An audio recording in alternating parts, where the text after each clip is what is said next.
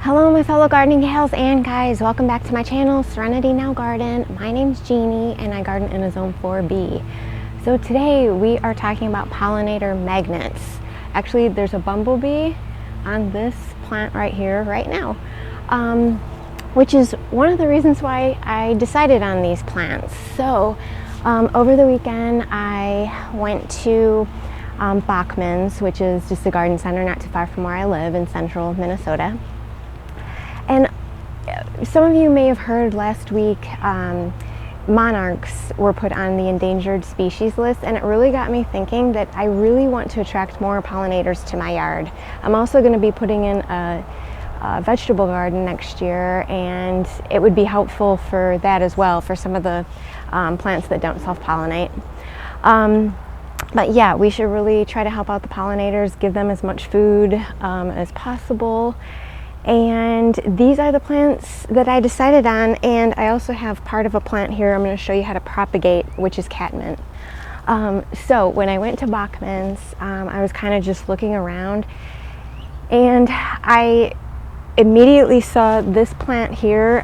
There were 6 of them, and no joke, there was about like 10 bumblebees just on those 6 plants. They were all just like on this plant, and on the coneflowers at Bachman's. So I decided to get it. Now these 2 plants, this is pronounced a few different ways: Agastache, Agustashi. I've heard it pronounced many different ways now. This is Calamintha. Now I always thought that these were zone 5 and up plants, but at my garden center I found on the tags that these were good to zone 4. So I don't know if it's just like a different variety, or you know, it's just something I never thought I could plant around here, but I'm glad I found out I could. So let me kind of show you these plants, and then I'll kind of show you how I propagate my Catmint. And I do have a cheat sheet here just because I didn't want to forget anything. But as you can see, this plant here is huge already. This is called Agastache Blue Fortune. Like I said, it's just a pollinator magnet. It's heat and drought tolerant. It gets 2 to 3 feet tall, zones 4 through 10 for this particular variety. Blooms early summer to late fall, so it's a really long bloomer as well. I'm really lacking color in my backyard right now, so all the plants I'm getting lately are blooming right now. And also, this is deer resistant and rabbit resistant, so I don't have to worry about spraying it. I live just adjacent to the wetlands here, so you can see there's a lot of trees and just wildlife back there, and it'd be nice to not have to put deer spray on this. My liquid fence, I'm out there constantly spraying. So and another thing is that it's very fragrant, so if you're into fragrant blooms, this is your plant. So let me kind of give you a close-up of the blooms here. You could see they're just kind of lavender spikes. And yeah, I think this plant should fill in quite well. I'm going to try to put this as close to where my vegetable garden is going to be as I can. So yes, that is Agastache Blue Fortune. So I'm going to set this down here because it's a little top heavy. Okay, so Calamintha, here's the next plant here. This variety is called Calamenta Nepeta. I was watching the Southerners Northern Garden channel last week, and he showcased this plant in his little garden tour, and I just loved it. I've never seen it before around here. And it's just like diffuse, just so pretty, like these little white flowers. They almost look a little bit lavender as well. But yeah, when I was at the garden center, the bees were all over this one too, so I knew it was a winner. A few facts about this plant: it gets about 21 inches tall and 21 inches wide. It could kind of creep a bit. Let's see, it's good. This variety is good to zone 4, so that was the Calamenta Nepeta. It can pretty much adapt to any location, it said. So you know, any kind of soil, which is definitely a plus. I have, you know, some areas that are really dry, some areas that are a little bit more wet. What else here? This blooms July through September, so that's a really long bloomer too. So that was a definite plus for me. This is deer resistant, fragrant, and it can also tolerate a little bit of moisture. So I cannot wait to plant this up. I'll kind of, once I plant these, I'll kind of show you in my landscape where I decided to put them, but they're all gonna go in back. I'm just really lacking color back there right now. So yeah, I'm really excited about this one, Calamintha.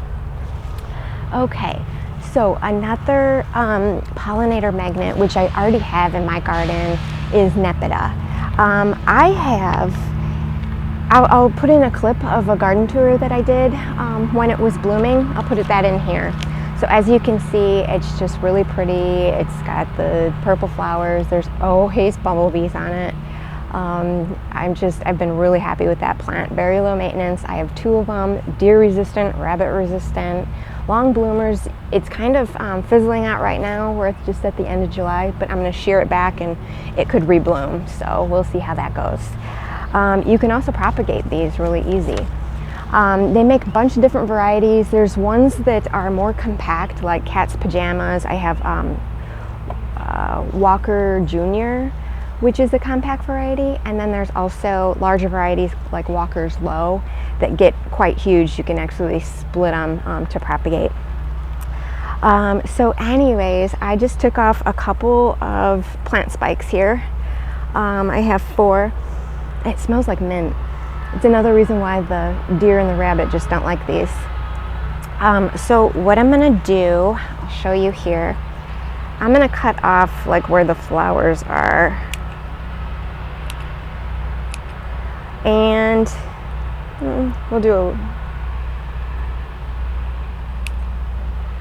what I'm gonna do, let's make it a little shorter. We'll take off a couple of the bottom leaves. I'll do another one that's close up. I'll take off these 2. And then I just take like a little poker and just put it right in. These should root in about 2 weeks. If you use rooting hormone, it could only take a week, but they should root pretty easy. So, like I said, I'm gonna take off some of these flower spikes here. I'll kind of close up here. And then take off a couple of these.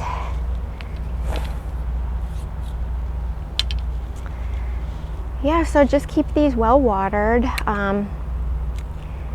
and check them in another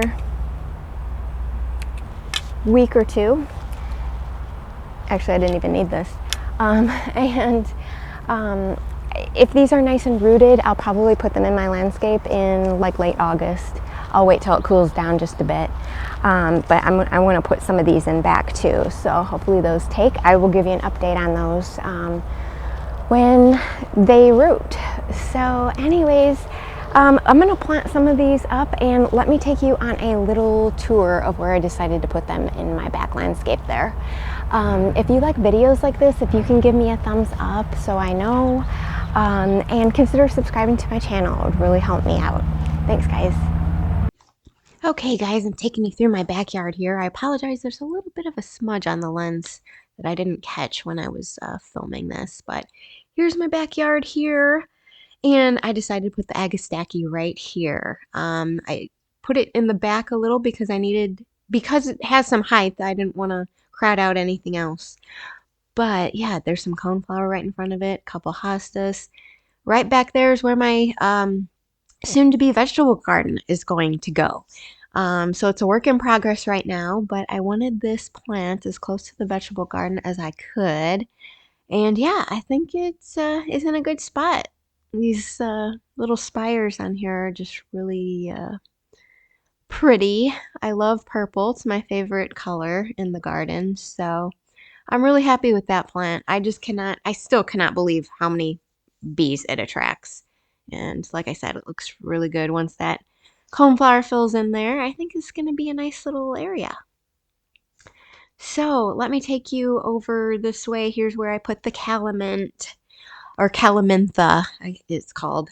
Um, it's gorgeous. Those diffuse little white flowers, aren't they just gorgeous? It's just so like just precious. I don't know what other word there is for it. So I think it looks good. You know, this Astobi just behind it is fizzling out, so I think it's good right here. Still gonna put a little more color on each side, but I wanted to get those pollinators in there, so yeah, I think it's good. The front of the border here can be slow growing, and I'm gonna put something else on each side of it. Just don't know what yet. But I hope you guys like that. Take care and happy gardening.